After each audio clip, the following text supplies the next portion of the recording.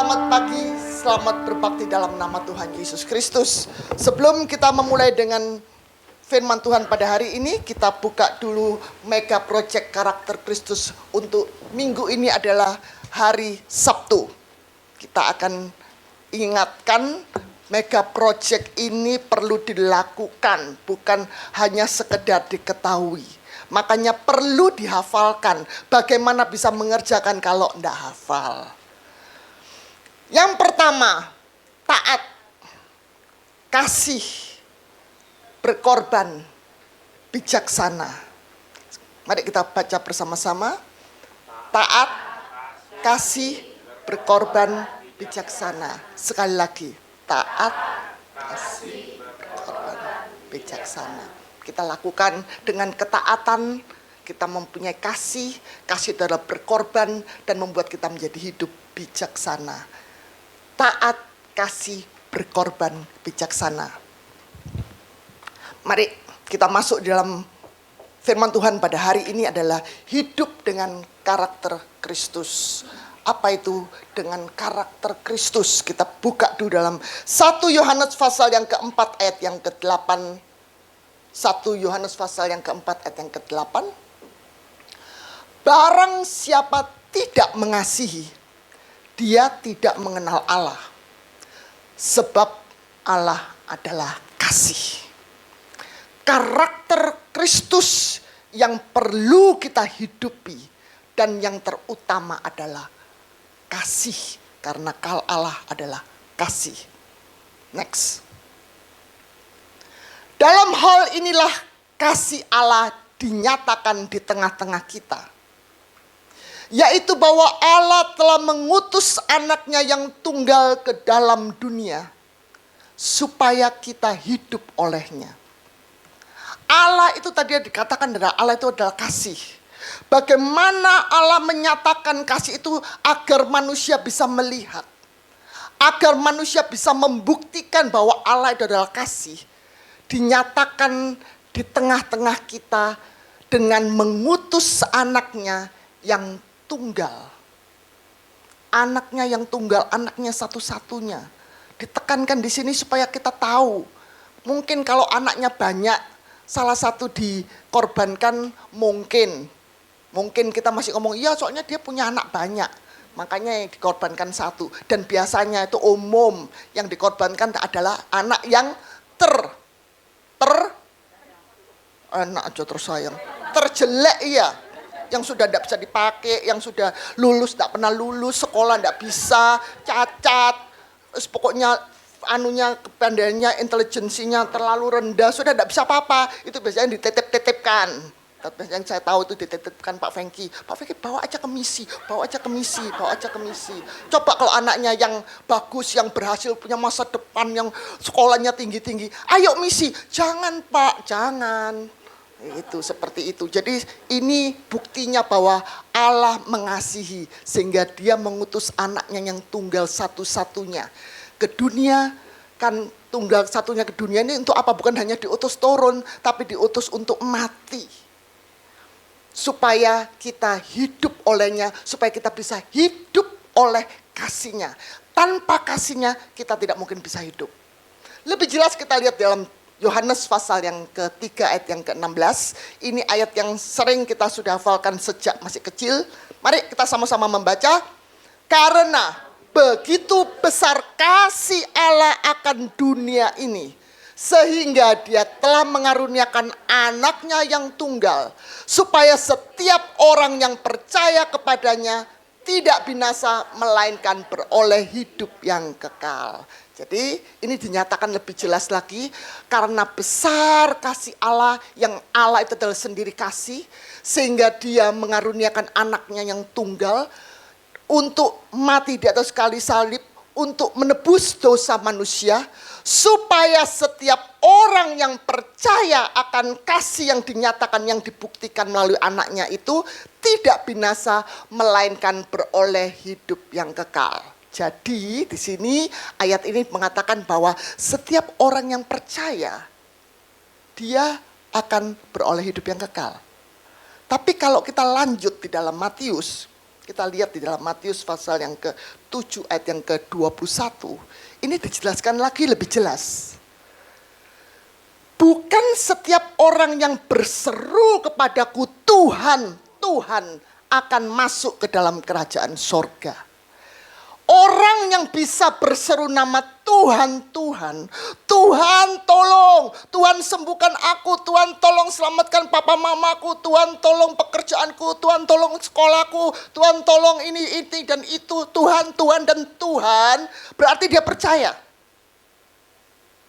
Gak mungkin dong kalau kita gak percaya sama nama yang kita sebut kemudian kita minta tolong dan berseru-seru. Jadi di sini disebutkan bahwa orang yang berseru-seru Tuhan, Tuhan ini berarti orang yang percaya akan Tuhan. Tapi di ayat ini jelas dikatakan bukan setiap orang yang percaya akan masuk ke dalam kerajaan surga. Jadi tidak cukup kita hanya percaya.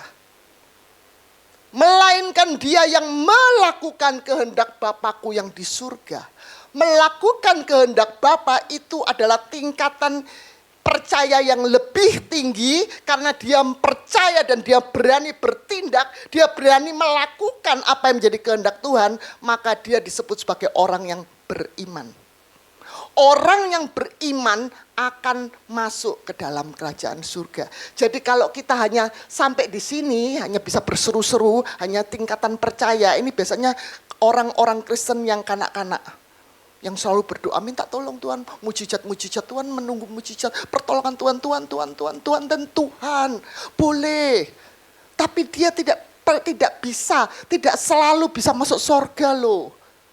Jadi jangan ngambil risiko. Tapi kalau kita beriman, kita akan masuk ke dalam kerajaan Allah, yaitu melakukan kehendak Bapa. Orang yang percaya belum tentu beriman. Tapi orang yang beriman ini dia pasti percaya. Jadi sekali lagi tingkatkan percaya kita kepada beriman. Jangan hanya sekedar menjadi orang Kristen yang ya rutin datang ke gereja, rutin membaca firman, rajin ini dan itu. Tapi tidak mau melakukan kehendak Bapa. Semua yang dia terimanya sebagai pengetahuan saja. Ini tidak akan menyelamatkan dia. Namanya orang Kristen, tidak tentu orang Kristen semua bisa masuk surga. Tapi orang yang mau melakukan kehendak firman Allah. Apa yang menjadi kehendak firman Allah? Kita lihat di dalam 2 Petrus pasal yang pertama, ayat yang ke-5. Kehendak Allah adalah seperti ini. Justru karena itu kamu harus dengan sungguh-sungguh berusaha untuk menambahkan kepada imanmu. Jadi kita sudah bicara soal percaya. Percaya ditinggalkan. Tapi kalau kita sampai kepada iman, kita masih perlu lagi menambahkan. Jadi perlu ditingkatkan. Dan ini harus senang tidak senang, suka tidak suka, mau tidak mau, harus dikerjakan. Dengan sungguh-sungguh, fokus serius, berusaha. Jadi harus sungguh-sungguh berusaha, diusahakan. Orang kalau berusaha itu harus ngoyo. Bahasa Perancis itu ngoyo. Untuk menambahkan imanmu, meningkatkan imanmu, menambahkan, ditambah loh ya, bukan menggantikan. Tapi imanmu ditambah dengan kebajikan. Apa itu kebajikan? Kebajikan itu secara umum itu kita tiap hari akan bisa melakukannya. Kebajikan itu adalah perbuatan, tindakan dengan kesadaran, punya rasa empati, punya rasa tenggang rasa kepada orang yang lainnya. Apa itu? Contohnya, kita bisa mengucapkan terima kasih. Terima kasih pada siapa? Ya banyak. Siapa aja, nggak usah jauh-jauh di rumah kalau kita mengambil anak kita atau suami kita atau istri kita yang mengambilkan air minum, Pak tolong Pak, ambilkan air minum. Terus bilang terima kasih, itu dibiasakan mengucap terima kasih. Terima kasih itu adalah perbuatan kebajikan dan nggak susah kan, itu dibiasakan. Jangan diem aja sudah nyuruh, ambil sana. Itu loh, matamu ndak lihat itu di meja itu, segitu besarnya ndak lihat. Sudah minta tolong, sudah ndak terima kasih, masih memaki-maki lagi. Saya pernah, ya memang sering kalau kita ke Singapura kan sering kan kita naik bis. Bisnya tuh rame. Ini yang drivernya ini sudah rasanya sudah capek juga, dia sudah kalau sudah penuh, mundur. Soalnya supaya cepat mundurnya, supaya bisa menampung lebih banyak, karena jam-jam itu sudah jam-jam peak hours. Kemudian mundur, dia sudah agak marah-marah begitu. Ketika saya pulang, saya mau keluar itu saya lewat pintu depan supaya bisa ketemu drivernya. Saya mengucapkan thank you. Itu dia tuh seperti disiram air dingin. Dia tuh bisa tersenyum. Tadi tuh sudah tegang mukanya, sudah rasanya sudah panas, sudah ini. Dia langsung, oke, thank you. Jadi dengan kata-kata thank you itu bisa membuat orang lain berbahagia. Bisa support untuk orang lain. Jadi ini adalah kata-kata yang merupakan suatu kebajikan. Ya, kemudian perbuatan kebajikan lainnya, misalnya kita membawakan barang, kalau kita lihat ada orang tua sedang naik ini stairs, jadi lagi naik ke atas, kita bisa membantu orang tua kemudian menyeberang jalan, itu juga perbuatan kebajikan. Kemudian membuang sampah, itu sebenarnya di Singapura ini sudah jelas membuang sampah. Yang lucunya kalau di Jepang itu sama seperti Singapura, dilarang membuang sampah sembarangan, tapi ada larangan lagi yang lebih lagi, bahwa kita dilarang untuk makan dan minum di tengah jalan. Jadi kalau di Singapura kan kita masih bisa makan chips atau makan sambil jalan, sambil makan, ngomong-ngomong, ya kan? Seperti itu. Tapi kalau di Jepang dibilangin enggak boleh. Kenapa? Saya pikir kenapa enggak boleh? Yang penting kan kita nanti buang sampah. Ternyata di Jepang tidak ada tong sampah. Tidak ada tong sampah. Jadi ketika kita makan, kita mau buang tong sampah, baik kita sudah bawa baik, tapi tidak ada tong sampah. Kemana-mana kita sampai cari-cari di sudut-sudut, tidak ada. Nanti ketemunya aja di toilet. Celakanya di toilet juga tidak menyiapkan untuk sembarang sampah. Dia memberikan sampahnya kecil. Jadi kalau kita mau buang botol air minum aja, tidak cukup. Ya terpaksa apa? Terpaksa kita simpen. Itu sampai kadang-kadang kita harus bawa pulang kembali sampai ke hotel. Ke hotel juga bingung buangnya kemana. Jadi kita ambil plastik khusus untuk kita titipkan di situ.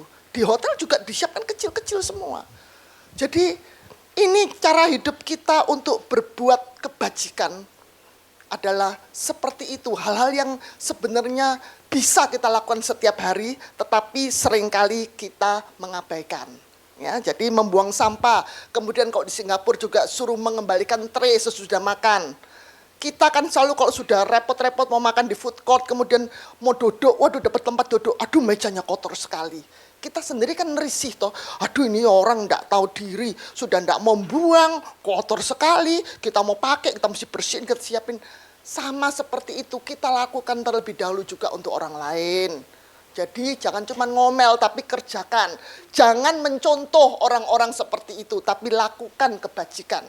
Karena kita adalah orang-orang yang beriman. Kemarin saya ke supermarket, saya lihat ada buah nanas. Buah nanas itu gede, bagus. Dia ditaruhnya di tempatnya botol black minuman, tapi di lantai yang ini yang di susunan yang di bawah. Jadi tidak kelihatan. Kebetulan saya ini karena lihat-lihat sampai ke bawah, saya lihat ada nanas. Saya bilang ini orang tidak punya kebajikan. Karena apa? Dia taruh di situ, kalau tidak ketahuan orang, lama-lama nanas itu akan rusak. Karena dia tidak ketahuan, ada di bawah. Kemudian saya mengembalikan. Bukan saya meninggalkan, tapi saya mengembalikan. Saya mau berbuat kebajikan.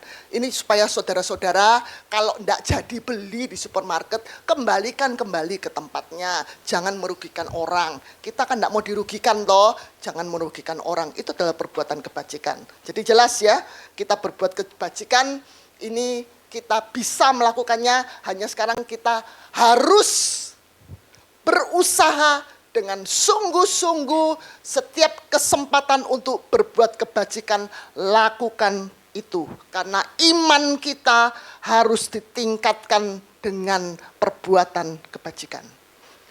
Kemudian lanjut, jangan berbangga dulu, wah aku sudah lakukan semua.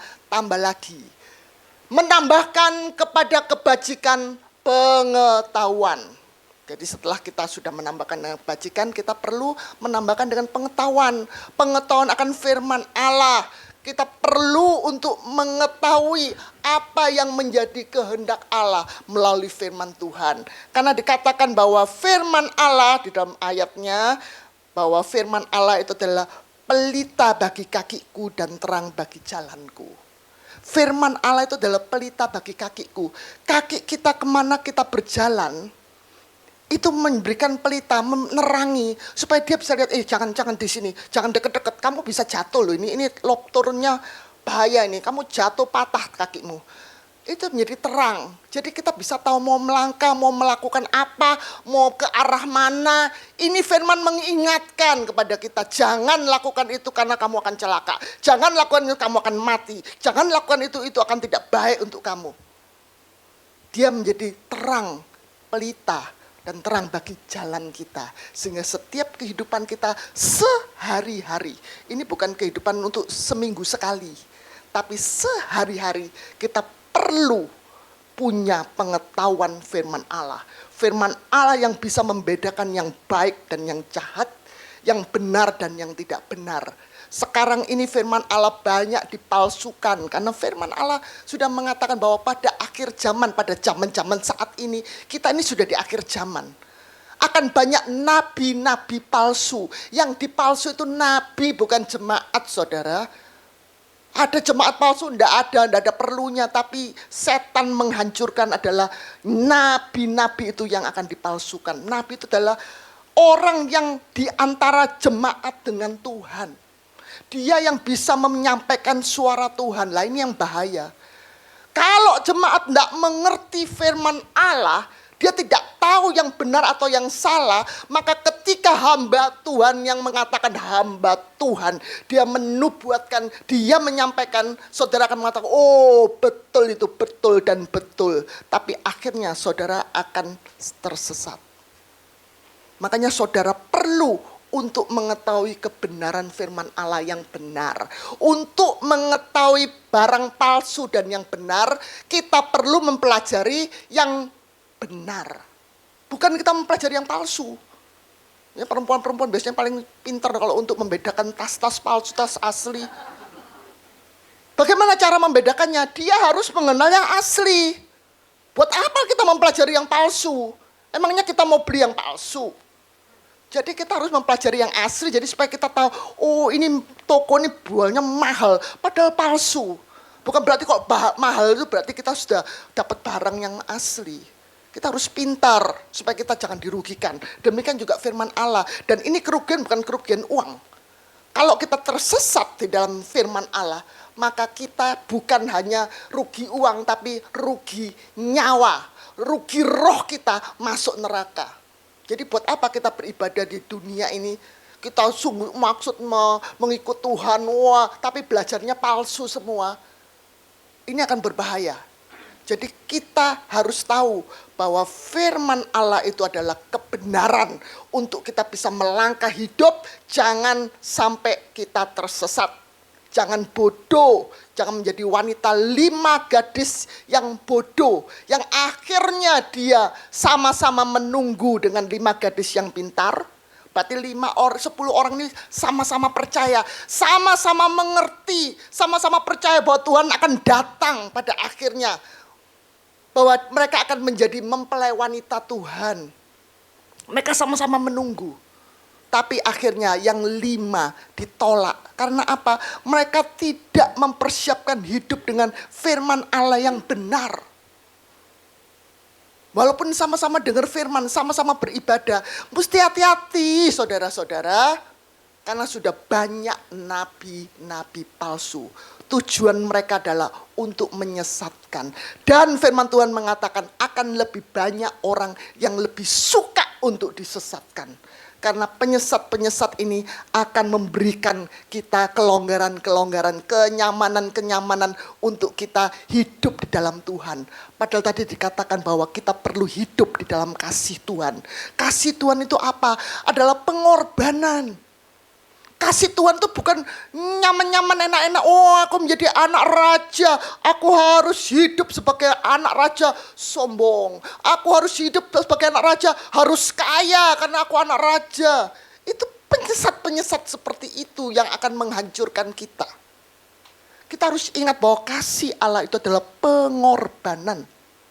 Bagaimana kita harus memberikan hidup kita, mengorbankan hidup kita bagi Tuhan. Itulah sebabnya kita perlu untuk menambah dengan pengetahuan firman Allah yang benar. Lanjut. Dan kepada pengetahuan perlu ditambahkan penguasaan diri. Setelah kita punya pengetahuan firman Allah, kita sudah tahu ini dan itu semuanya. Perlunya untuk apa? Perlunya untuk supaya kita bisa menguasai diri. Karena kita sudah tahu mana yang baik, mana yang benar, dan mana yang tidak benar.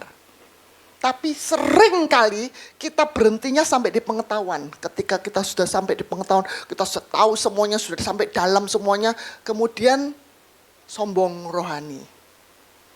Terus kemudian kalau dengan orang-orang yang sesama ini, kamu tahu enggak artinya ini? Artinya apa? No, dia padahal dia tahu, tapi dia mau mengajak orang lain berdebat. Untuk apa? Supaya menunjukkan bahwa ini aku lebih tahu dari kalian.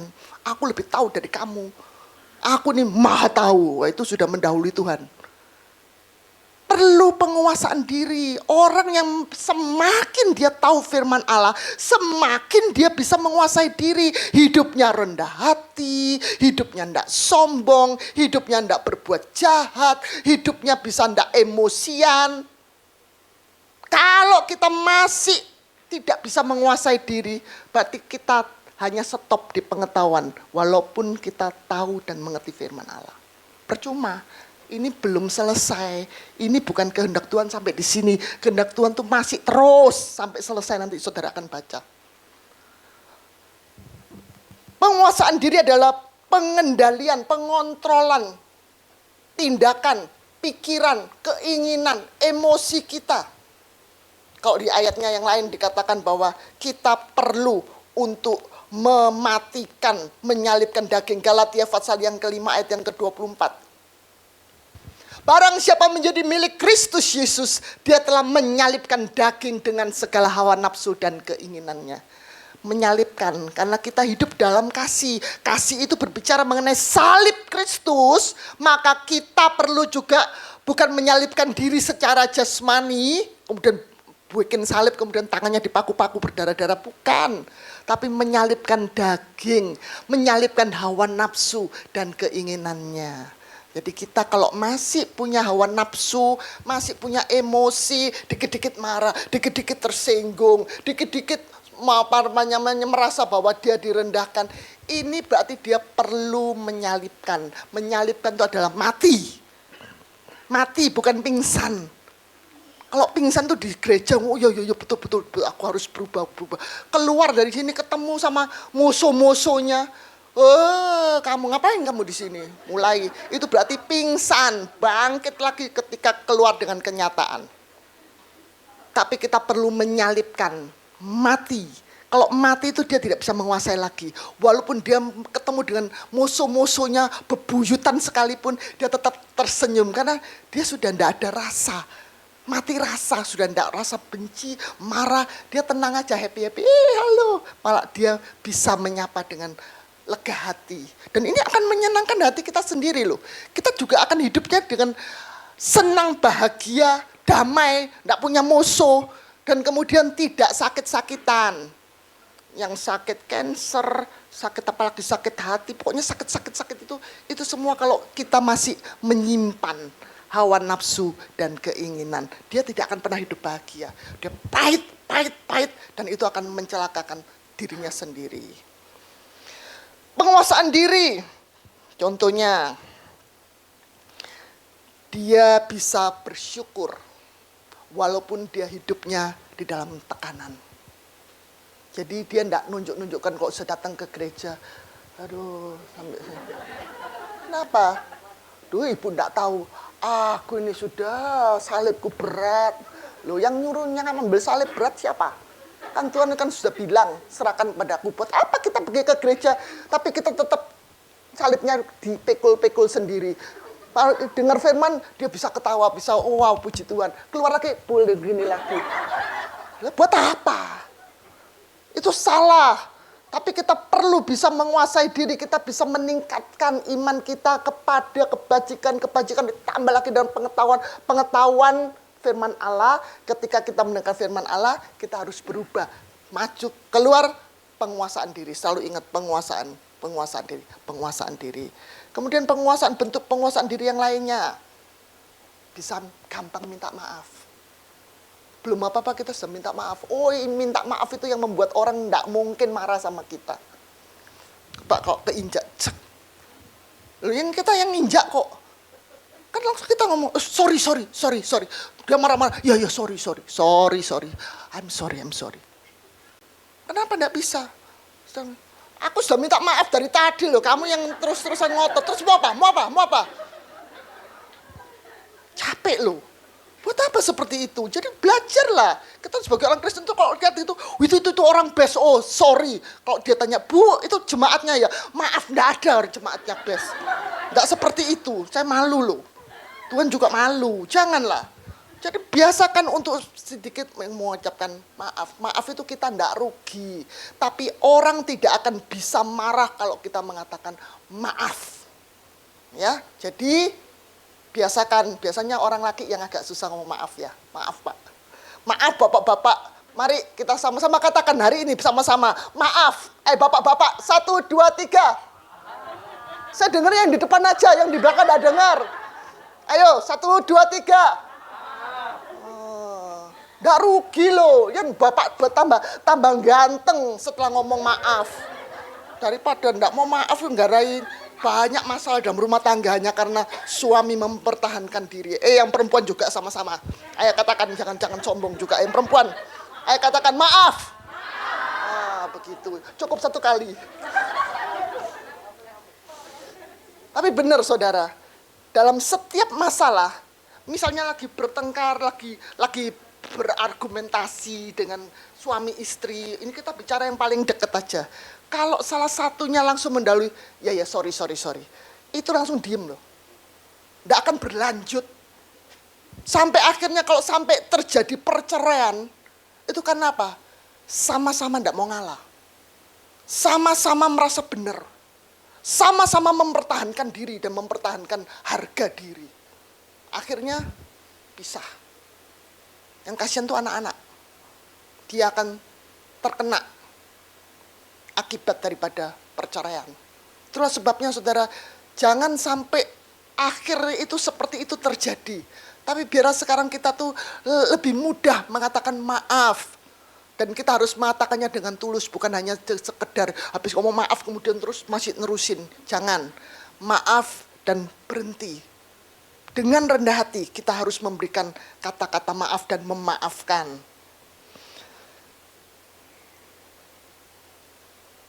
Kemudian juga bisa menerima apa yang baik maupun yang tidak baik menurut kita. Kalau itu memang diizinkan terjadi dalam kehidupan kita. Jangan kalau lagi baik terus kita merasa di atas awan. Jadi sombong, enggak karu-karuan. Enggak bisa disentuh sedikit. Melihat sedikit apa lihat. Seperti itu kan dia merasa sombong karena dia merasa sudah di atas awan, tidak tahu awan yang keberapa. Padahal itu awan tuh ngelapis.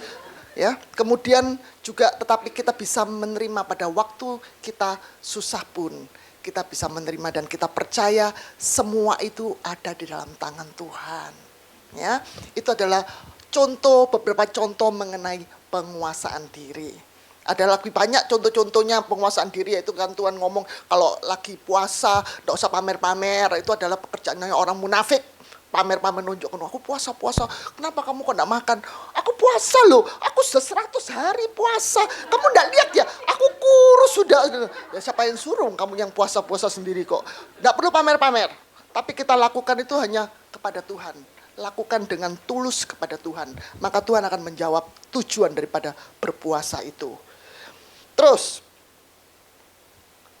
kembali lagi ke 1 Petrus. Dan kepada penguasaan diri ditambah dengan ketekunan.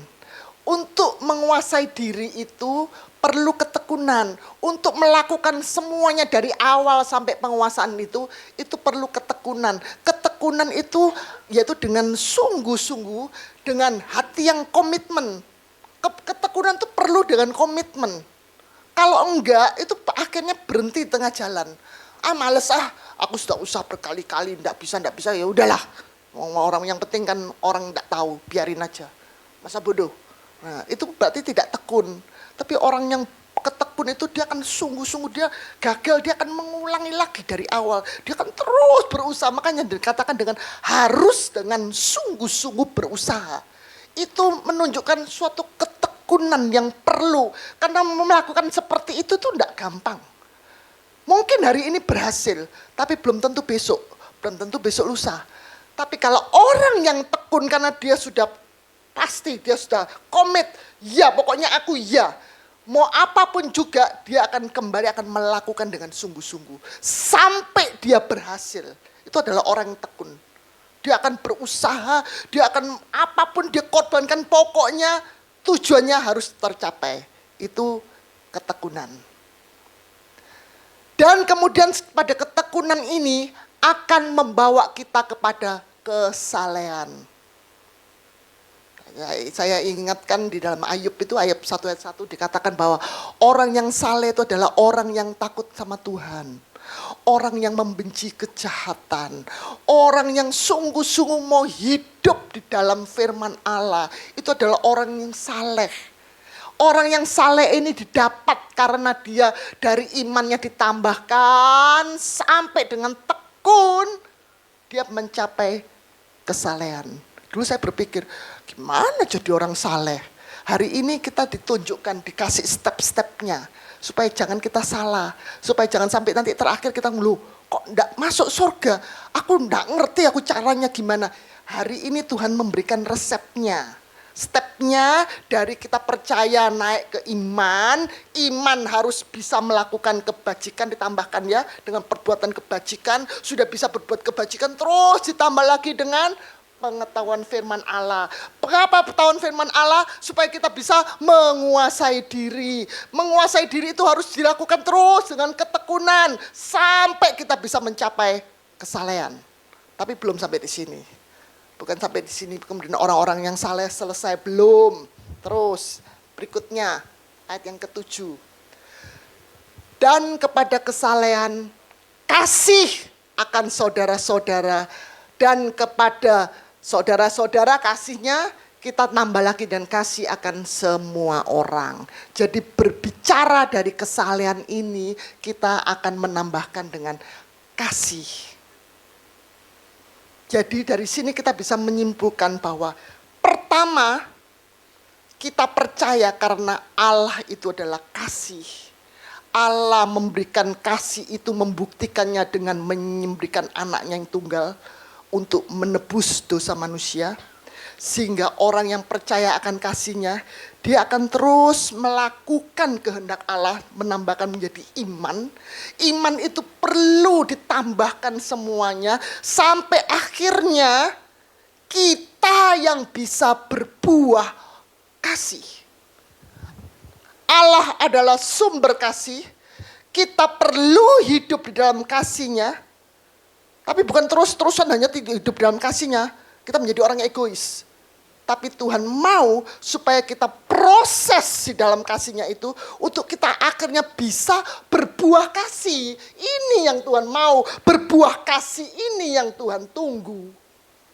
Jadi ada kasih awal, kasih Allah, dan kita sebagai umatnya perlu untuk sampai berbuah kasih. Mungkin pertama kali awalnya kita akan bisa kasih akan saudara-saudara, orang-orang di sekitar kita, teman-teman yang kita kenal, orang tua kita, suami istri anak kita, pembantu kita, semuanya orang-orang yang di sekitar kita. Itu biasa, normal. Tapi perlu ditambahkan sampai kita bisa kasih akan semua orang. Sampai orang tidak kenal pun. Ini contohnya yang paling gampang dalam Alkitab itu adalah orang Samaria yang baik hati. Ketika semua melihat itu hamba-hamba Tuhan, pelayan-pelayan Tuhan yang lewat-lewat semuanya, itu semua cuma lihat tinggal pergi, Walaupun mereka punya reason, mungkin karena mereka mau pelayanan, jamnya tidak nututin, jadi cuma lihat ini, oh bukan jemaat kok, oh aku bukan tidak kenal, oh bukan keluargaku, tinggal pergi. Tapi orang yang bisa mengasihi semua orang adalah yang kita lakukan dalam gereja Best adalah misi. Misi itu adalah kasih akan orang-orang, semua orang. Kita tidak pernah misi itu hanya kemudian, oh kita ke sana ya, misi ke sana. Karena di sana tuh gereja Best ada. Jadi kita misinya ke gereja Best. Nanti ke Jogja, kita misinya ke gereja Best yang Jogja. Kita misinya ke gereja Best ini. Enggak. Tapi kita misi itu kepada semua aliran gereja, semua orang-orang Kristen yang kita perlu. Dan orang maupun orang yang belum Kristen perlu kita jamah supaya mereka boleh menerima Tuhan sebagai Tuhan dan Juru Selamat. Itu misi. Itu adalah cara kita untuk bisa mengasihi semua orang.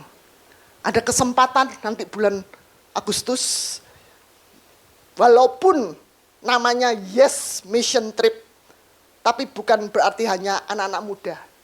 Tapi namanya yes. Semua ini orang yes semuanya mau ikut misi.